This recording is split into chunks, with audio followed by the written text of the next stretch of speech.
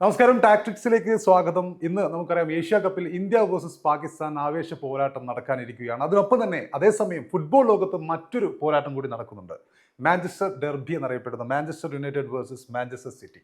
അപ്പോൾ ഈ ഒരു പോരാട്ടത്തിന്റെ വിശേഷങ്ങൾ എന്തൊക്കെയാണെന്ന് നമുക്ക് ജയേഷ് പൂക്കോട്ടിനോട് ചോദിക്കാം. അപ്പോൾ ജയേഷ്, എന്താണ് ഇന്നത്തെ ഈ മത്സരത്തിന്റെ പ്രത്യേകത?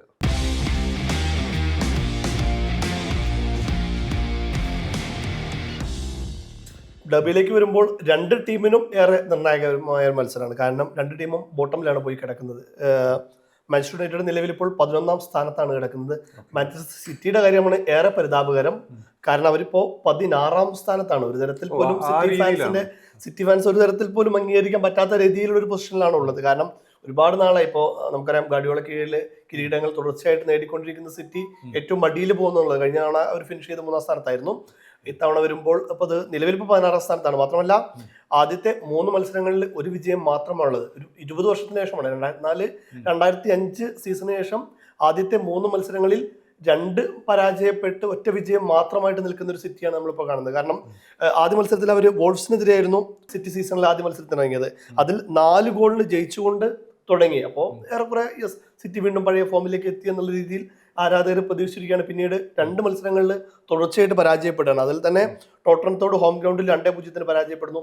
കഴിഞ്ഞ മത്സരത്തിൽ തോൽവിയായിരുന്നു. താരതമ്യേന ദുർബലരായ ബ്രൈറ്റണെതിരെ 2-1 സിറ്റി പരാജയപ്പെടുന്നത്. അപ്പോൾ അത്തരത്തിൽ ഗാർഡിയോളയുടെ കാലം കഴിഞ്ഞു എന്നുള്ള രീതിയിൽ വരെ ലോകത്തിലെ ഏറ്റവും മികച്ച പരിശീലകൻ, ഏറ്റവും തന്ത്രശാലിയായ പരിശീലകൻ എന്ന നിലയിൽ നിന്ന് ഗാർഡിയോളയുടെ കാലം കഴിഞ്ഞു എന്നുള്ള രീതിയിൽ ചർച്ച നടക്കുന്ന രീതിയിലേക്കാണ് ഇപ്പോൾ ഈ ഒരു മത്സരം പോകുന്നത് എന്നുള്ളതാണ് പ്രത്യേകത. 3 മത്സരമല്ലേ ആയുള്ളൂ. ഉറപ്പായിട്ടും തിരിച്ചു വരാം. കാരണം നമുക്കറിയാം 38 മത്സരങ്ങളുണ്ട് ഇംഗ്ലീഷ് പ്രീമിയർ ലീഗിൽ. അപ്പോൾ തിരിച്ചു വരാനുള്ള ഒരുപാട് സമയമുണ്ട്. 35 മത്സരം ഇനിയും ബാക്കിയുണ്ട്. പക്ഷേ തുടക്കത്തിലൊരു മൊമെന്റം എന്ന് പറയുന്നത് അത് നിലനിർത്താൻ കഴിഞ്ഞില്ലെങ്കിൽ വലിയ പ്രശ്നം തന്നെയാണ്. പ്രത്യേകിച്ച് ഒരുപാട് വീക്ക്നെസ്സുകൾ ഇപ്പോൾ തന്നെ ആദ്യത്തെ 3 മത്സരങ്ങളിൽ തന്നെ വ്യക്തമാകുന്നു എന്നുള്ളത് വലിയ ഒരു ഘടകം തന്നെയാണ്. മിഡ്ഫീൽഡ് എല്ലാം പൊളിഞ്ഞു കിടക്കുകയാണ്. പിന്നെയും പറയാനുള്ളത്, ഇപ്പോൾ ഡോക്കോ പോലെ തന്നെ അവരുടെ അക്കാഡമി പ്ലെയറായ ബോബ് എർലിംഗ് ഹാളണ്ട് അടക്കമുള്ള മുന്നേറ്റത്തിലാണ് സിറ്റിയുടെ പ്രതീക്ഷകൾ അത്രയും കിടക്കുന്നത്. അതിൽ തന്നെ ഇപ്പോൾ ഹാളണ്ട് ഇപ്പോൾ കഴിഞ്ഞ മത്സരത്തിൽ നാഷണൽ ഡ്യൂട്ടിയിലായിരുന്നു. അതിൽ ലോകകപ്പ് ക്വാളിഫയറിൽ മോൾഡോവയ്ക്കെതിരെ 5 ഗോൾ, ഒറ്റ മത്സരത്തിൽ തന്നെ 5 ഗോൾ അടിച്ചുകൊണ്ട്. എനിക്കൊന്ന് ഹാളണ്ട് എന്ന് പറയുമ്പോൾ കഴിഞ്ഞ സീസണുകളിലൊക്കെയും അദ്ദേഹം ഒരു ഗോളടി മെഷീനാണ്. ആദ്യ മത്സരങ്ങളിലൊക്കെ ഗോൾ അടിച്ചു തുടങ്ങുകയാണ്. പ്രീമിയർ ലീഗിൽ കഴിഞ്ഞ സീസണിലൊക്കെ അദ്ദേഹത്തിന്റെ ആദ്യ 3 കളിയിൽ 5 ഗോൾ 8 ഗോൾ എന്നൊക്കെ പറഞ്ഞിട്ട് കഴിഞ്ഞ സീസണിൽ. ഈ സീസണിൽ അദ്ദേഹത്തിന്റെ ഫോം ഇപ്പൊ 5 ഗോളുമായിട്ട് അദ്ദേഹം ഫോമിലേക്ക് തിരിച്ചെത്തി. അതെ, ആ ഹാളണ്ടിന്റെ ഒരു ഫോമിൽ തന്നെയാണ് പ്രതീക്ഷ. ഒപ്പം തന്നെ ഡോക്കു നന്നായിട്ട് വലിച്ചു കളിക്കുന്ന ഒരു പ്ലെയറാണ്. വിങ്ങിൽ ഗംഭീരമായി കളിക്കുന്ന പ്ലെയറാണ് ഡോക്കു.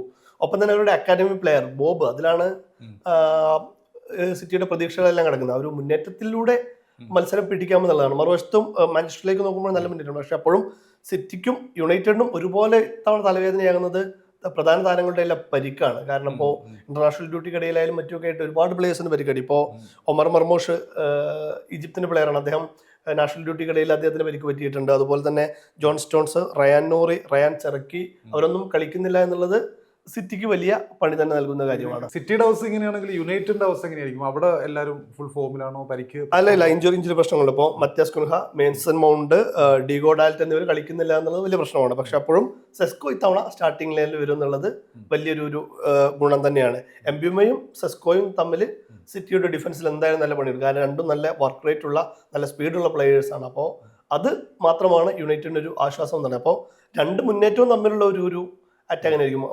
അപ്പുറത്ത് എർലിംഗ് ഹാളണ്ട് ഉണ്ട്, ഒപ്പം തന്നെ ഡോക്കു ഉണ്ട്, ബോബ് ഉണ്ട്. ഇപ്പുറത്തേക്ക് വരുമ്പോൾ എംബ്യുമയും സെസ്കോയും തമ്മിലുള്ള ഒരു അറ്റാക്ക് തന്നെയായിരിക്കും. ഒപ്പം തന്നെ എല്ലാ കാലത്തും വിശ്വസനായ ബ്രൂണോ ഫെർണാണ്ടസ് ഉണ്ട്, ക്യാപ്റ്റൻ. കാരണം ഇപ്പോൾ ബേൺലിക്കെതിരെ കഴിഞ്ഞ മത്സരം നമുക്കറിയാം, യുണൈറ്റഡും ഏറെക്കുറെ ഈ അവസ്ഥയിലാണ്. 3 മത്സരങ്ങളിൽ നിന്ന് ഒരു വിജയം, ഒരു തോൽവി, ഒരു സമനില.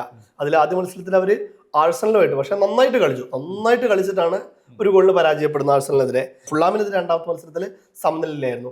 ബേൺലിക്കെതിരെ കഴിഞ്ഞ മത്സരത്തിൽ 2-2 എന്നുള്ള നിലയിൽ നിൽക്കെ 97ാം മിനിറ്റിലാണ് ബ്രൂണോ ഫെർണാണ്ടസ് ആ ഗോൾ അടിക്കുന്നത്. അപ്പോൾ ഒരു ആവേശ ജയം നൽകിയ ഒരു ആത്മവിശ്വാസം യുണൈറ്റഡ് ഉണ്ട്. പക്ഷെ അപ്പോഴും യുണൈറ്റഡ് അമോറിമിന്റെ പ്രത്യേകത എന്ന് വെച്ച് കഴിഞ്ഞാൽ, പുള്ളി എന്തൊക്കെ സംഭവിച്ചു കഴിഞ്ഞാൽ പുള്ളിയുടെ സിസ്റ്റം മാറ്റില്ല. ആ ഒരു പുള്ളിയുടെ ഒരു പരമ്പരാഗതമായ ഒരു സ്റ്റൈലും രീതിയുണ്ട്. അത് പൊളിച്ചു പണിയാറില്ല അമോറിം എന്നുള്ളതാണ്. ആക്ച്വലി ഈ കോച്ചുമാരെന്ന് പറയുമ്പോൾ ഇപ്പൊ അമോറിമിനെ കുറിച്ച് പറഞ്ഞു. കഴിഞ്ഞ സീസണുകൾക്ക് നമുക്കറിയാം മാഞ്ചസ്റ്റർ യുണൈറ്റഡ് എന്ന് പറയുമ്പോൾ, സിറ്റി അല്ല, യുണൈറ്റഡ് എന്ന് പറയുമ്പോൾ നമുക്ക് എല്ലാവർക്കും ഈ കേരളത്തിലെ ഫുട്ബോൾ പ്രേമികൾക്ക് അടക്കം ഒരു വികാരമാണ്. കാരണം ഒരു കാലത്തുള്ള പിന്നെ ക്രിസ്ത്യാനോ റൊണാൾഡോ, വെയിൻ റൂണി അങ്ങനെയൊക്കെ ആൾക്കാർ വന്നു. അതുപോലെ അലക്സ് ഫെർഗ്യൂസൺ എന്ന ഇതിഹാസ കോച്ച് അവർക്കൊപ്പം ഉണ്ടായിരുന്നു. റെഡ് ഡെവിൾസ് എന്നുള്ള പേരിൽ അവർ അറിയപ്പെടുന്നു.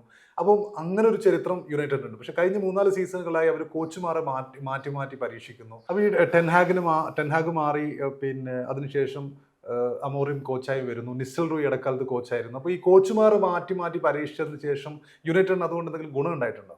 ഒരിക്കലുമില്ല. കാരണം ഒരു സ്ഥിരമായിട്ട് ഇപ്പോൾ പതിറ്റാണ്ടുകളായി സർ അലക്സ് ഫെർഗൂസൺ എന്ന ഇതിഹാസ പരിശീലകന്റെ കീഴിലായിരുന്നു യുണൈറ്റഡ് പേരും പ്രതാപവും ഒക്കെ ഉണ്ടാക്കിയത്.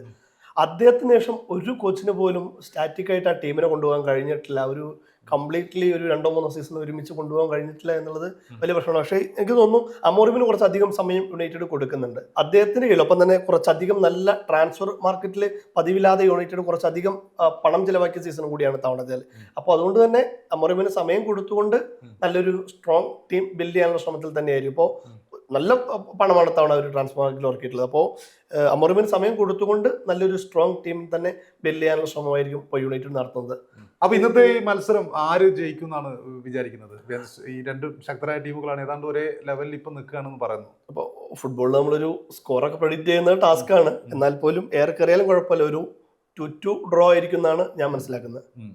MSK എന്താണ് ഒരു സ്കോർ പ്രഡിക്ഷൻ? ഞാൻ ഡെർബി അങ്ങനെ ഒരുപാടൊന്നും ഫോളോ ചെയ്യാത്ത ആളാണ്. പക്ഷേ എങ്കിൽ കൂടിയും സിറ്റി ജയിക്കാനുള്ള ഒരു സാധ്യതയാണ് എനിക്ക് തോന്നുന്നത്. കാരണം സിറ്റിയാണ് കുറച്ചുകൂടി, പെപ് ഗാർഡിയോള എന്നുള്ള കോച്ച്, അദ്ദേഹത്തിന്റെ കീഴിലാണ് സിറ്റി ഇറങ്ങുന്നത്.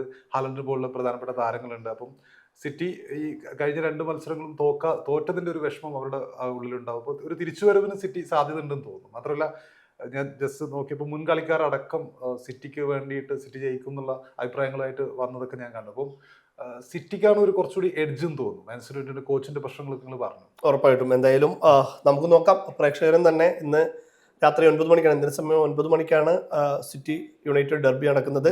8 മണിക്കാണ് ഏഷ്യ കപ്പിൽ ഇന്ത്യ പാകിസ്ഥാൻ ഹോം ഗ്രൗണ്ടിലാണ് ഡെർബി. അതെ ഡെർബി നടക്കുന്നത് എത്തിഹാദ് ഗ്രൗണ്ടിലാണ്. അപ്പോൾ ആരാധകർക്കും ഇന്നത്തെ ഒരു മത്സരഫലം എന്തായിരിക്കും എന്നുള്ളതിന്റെ പ്രൊഡിക്ഷൻ ഉറപ്പായിട്ടും നമ്മുടെ പ്രിയപ്പെട്ട പ്രേക്ഷകരും അതിനകത്ത് നമ്മുടെ വീഡിയോയ്ക്ക് താഴെ പങ്കുവെക്കണം. ഇന്ത്യ പാക് മത്സരത്തിനൊപ്പം തന്നെ ഇതും ഏതാണ്ട് അതേ സമയത്ത് തന്നെയായിരിക്കും. അപ്പോൾ 2 ഫുട്ബോൾ പ്രേമികൾക്കും ക്രിക്കറ്റ് പ്രേമികൾക്കും പ്രധാനപ്പെട്ട ഒരു ദിനം തന്നെയാണ്. അപ്പോൾ ഡെർബിയിൽ യുണൈറ്റഡ് വേഴ്സസ് ഈ ഒരു മത്സരം ഡ്രോ ആകുമെന്നാണ് ജയേഷ് പറയുന്നത്. ഞാൻ പറയുന്നത് സിറ്റി ജയിക്കും എന്നാണ്.